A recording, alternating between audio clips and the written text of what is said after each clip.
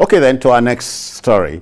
You know, a judge of the American Supreme Court, Robert Jackson, famously said of his court, quote, "We are not final because we are infallible, but we are infallible only because we are final," end quote. Now, this remark, even though a trite one, holds true for the judicial process in our country, where court pronouncements either create more problems than they attempt to solve. Now, the Public Interest and Development Law section of the Nigerian Bar Association, NBA, has called for complete overhaul of the recruitment process for judges in our country. Barrister, well, excuse this, Dr. Mondobani, chairman of the body, peeved or miffed by the rash of conflicting judgments on political matters, passed a vote of no confidence on these supposed noblemen.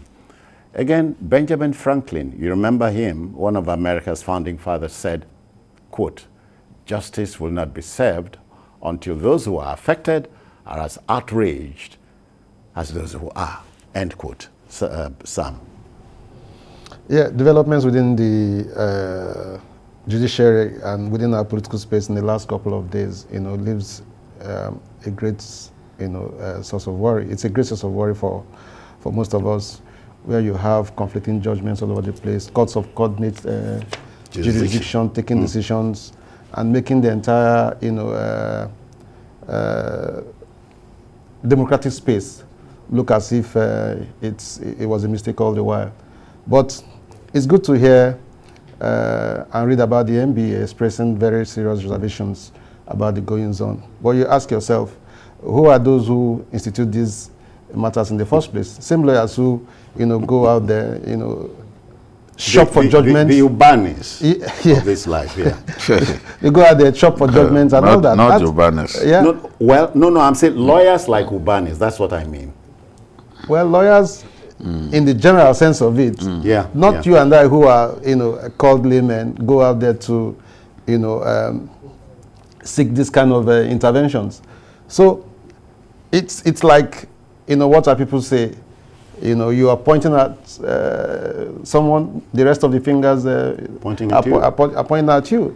So it's good to hear the Nigerian Bar Association saying that there is indeed need for us to take another look at the leadership recruitment process within the judiciary. It's important, really, because even as Monday spoke, he didn't miss words when he said that most of those who have ended up as judges are there by proxy, probably holding brief for governors, emirs,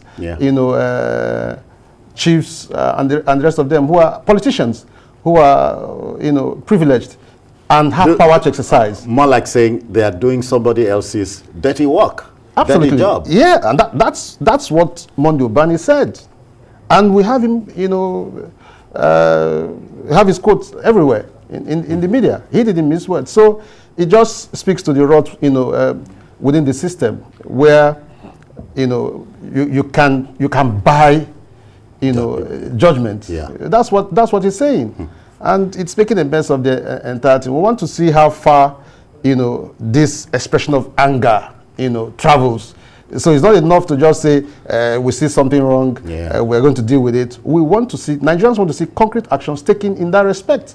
We know that the judiciary is sick, just like, other arms of government, but it's worse. Like when you have many judiciary in a rotten institutions state. in our country, Yes. The same Barrister Obani had gone to court the last time. He scored 1-0 when he sought to stop the RFA FF, am I right now, from paying politicians humongous sums, So he's in the court again, so to speak, the court of public opinion. Yes, I support him wholeheartedly about this. The last few weeks we've been terribly embarrassed by goings on in the judiciary, and I think that even the NBA is embarrassed too, because in response to the decision of the CJN to invite the chief judges of 6 states, where some funny decisions were taken by courts of coordinate jurisdiction and in some cases courts without jurisdiction, assuming jurisdiction over a matter, the NBA expressed a desire to deal decisively with some of the lawyers that are involved. The bit that I thought Barrister Obani left out has to do with his own colleagues. Without lawyers filing frivolous injunctions, frivolous cases, shopping for favorable judges, the pliable judges and all that, we won't have this problem. It took a lawyer to leave Anambra State and go all the way to Birnin Kudu in Jigawa State to file a matter that has to do with the Anambra State governorship election, the nomination of a candidate. He knew at that point that the High Court in Birnin Kudu had no jurisdiction. Jurisdiction, and in law, jurisdiction is key. Yes, it is everything. You can write a beautiful judgment. If you lack jurisdiction, it's a waste of time. You've wasted your time and the time of the court. That happened. We felt that the NJC and the NBA itself should be able to do something about that. We had not forgotten that when a court ordered the PDP national chairman to stop parading himself as the national chairman and to stop attending meetings of the party. And then another court got up of concurrent jurisdiction telling him to go back to work. Oh, yeah. So I waited. I wanted to see whether Secondus would go and attend a meeting. Of course, Secondus did not show up. There had been at least 2 meetings that Secondus stayed away from, meaning that he knew that that court was not high enough to inviolate a decision taken earlier. The ideal thing would have been for his lawyers to go before the same court that gave that ex parte order and say, see, there were certain material facts that were not presented before you. Yeah. I want you to set aside this order in the meantime, you know, so that the main matter can then go on. That's it. But you can set it aside by approaching the same court that gave the ex parte order in the first place. You don't have to go to a court that is not superior to that court. And then lawyers know, for example, that you cannot sue a federal institution at a high court. You can only go to the federal high court, not the high court of your state. That's it. We see lawyers go before the high court of their state to sue the federal agencies. Is it deliberate or a lack of wisdom? Sometimes it's deliberate. It's deliberate. The politician has bags of money. He has deep pockets. He's ready to spend money. And these lawyers will simply mislead them. No, we can get this judgment. Don't worry. He goes there. He's paid for the services. He's paid the pliable judge. But at the end of the day, his mystery continues. So it is unfortunate that we are unable to regularly punish judges and lawyers for the embarrassment that they are bringing to everyone. I said the course of the week that even foreign lawyers are now coming to get fantastic briefs in our country, especially briefs that have to do with oil and gas, telcos, and the rest of them, because people are increasingly losing confidence in our lawyers. Yeah. Look at what happened the other day. And our judges. You know that, yes, and our judges. You know that the Supreme Court has no power to review its own judgment. The law is clear. Yes, senior lawyers, goaded by the politicians, filed a matter before the Supreme Court, urging the Supreme Court to review its own judgment. Justice Amina Ogie, in reading that judgment, Justice Ogie was shedding tears in reading the lead judgment because she could not imagine that a day will come that even senior lawyers that she had respected all her life will be the ones filing such frivolous and meaningless applications before the Supreme Court. So he's right. Dr. Ubani is right. But Dr. Ubani should look within the ranks of lawyers and see clearly that they are the source of the problem, because it begins with them. So if it can be dealt with at the level of lawyers, then we are halfway through.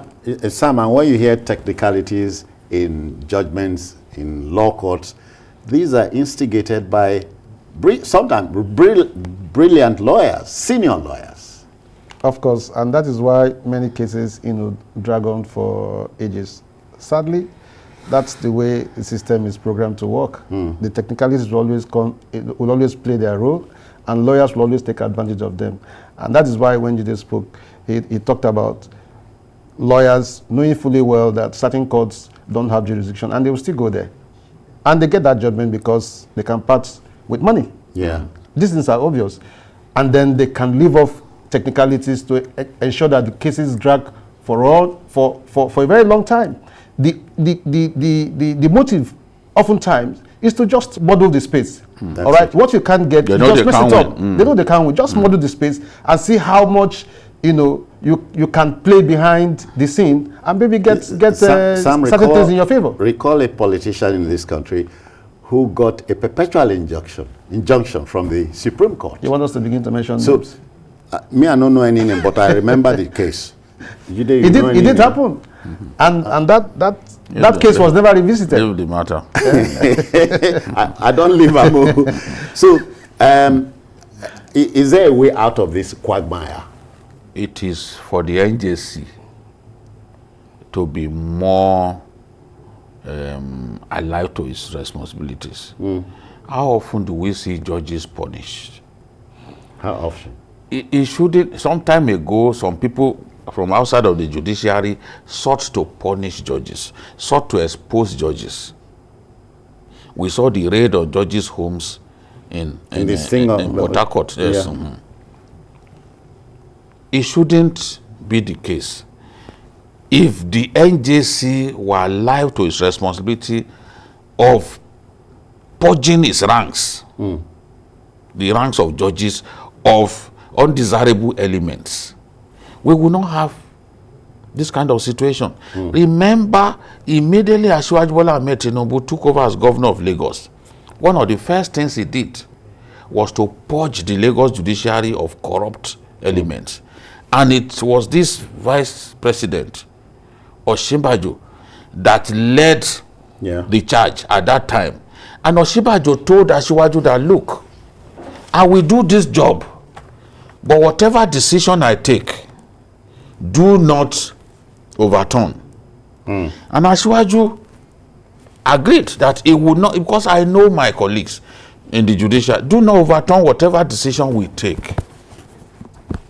And that was what happened. Asiwaju didn't overturn those decisions. And Osinbajo was able to kick some of those corrupt judges out of the system. We now had a situation in which even women who had been in the backwaters of the judiciary in Lagos, they coming up to the forefront to become chief judge and the rest of that. So he gave Lagos the judiciary that we wanted because Asiwaju permitted him to purge the system. That is what the NJC should do, and do it regularly. A situation in which NJC gets a kind of a protest letter about a judge, and 4 or 5 months later they have not sat on the matter, does not help anyone. Okay. And then the lawyers should do the same. We have Ibrahim from Kaduna waiting on the line. Ibrahim, thank you for your patience. Welcome. Yeah. Good evening, sir. I greet you, sir. Good evening to your two guests there. Yes, sir. Happy weekend to both of you there. Thanks, sir. You see, we are very, but to me in particular, I'm so upset. I'm upset in this issue of our judges. You can look at how the politicians are trying to use the judge against themselves. Where are we heading to? The way they collapse their own system, they don't want to collapse At least our judiciary as well. In fact, look, the worst thing that will happen to a country is that if a judiciary or office holder starts big hands into their deep pockets, that is the fall of that nation. Because why? Where is the justice again? Justice is all about God, and God itself is justice. So look, I see that now this is where a moral now.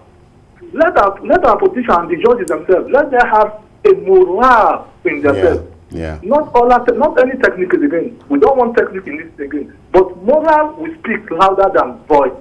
Yeah. That is what they will choose. If not, if we allow, we as the people of this country, allow politicians to start playing our lawyer and our judges and our court, we will get into a big problem. Because okay. Thank you, Ibrahim.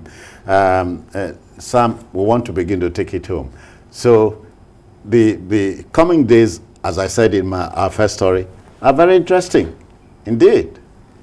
Yes, in so many ways. We want to see what becomes of these very strong observations that have been expressed, and how this body is able to win itself of the ills, that have been identified. I think for me that is very key. Judy has talked about the NJC and what needs to be done. We can't, overstress it, because that is where the entire matter lies. There has to be discipline within the system. We want to be sure that cases that come before the courts get fair hearing. We're tired of ex parte motions where people just walk in, obtain judgment without fair hearing. That's what makes the entire system sick. We need to have that corrected, and it is within the place of the NJC and its leadership to ensure that things are done correctly. We have a Chief Justice of Nigeria who has taken the early steps of asking those who are perceived to have done wrong things to appear. We want to see what becomes of that in the coming days. It's very important so that we don't rubbish our democratic space and the democratic system that we're building. Yeah, Dr. Barrister Mondobani, we wish you Godspeed. And again, the judicial... And good luck to him. And good luck, because it is possible. If we are determined about it, to do it right, it is possible for the judiciary in this country to purge itself. And if you ask me, I would say the process of national healing begins from this hideout, this hangout. I wish you were. I think even the CJ did the right thing, because judges assign cases chief judges assign cases to judges in their state. So they should know the bad eggs. They should know judges that ought not to be assigned cases. So I can understand why the CJN invited the chief judges. He will say, so this judge in your state, didn't you know him before you gave him this kind of matter to handle? So the statement of Robert Jackson of the U.S. Supreme Court comes to mind. He says, we are not final because we are infallible. We are infallible because we are final. I wish you luck. It is possible.